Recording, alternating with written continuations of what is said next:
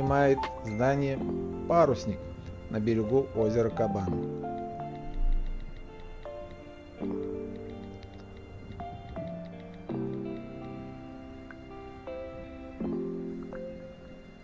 Кстати, после переезда в новое здание «Парусник» отдадут детскому театру.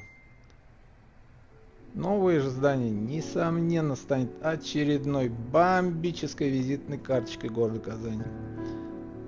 Очень современные, нестандартные решения всей этой конструкции.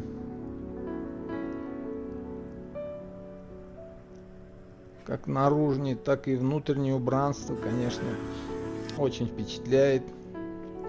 Сегодня попытался зайти внутрь, но охрана не пускает.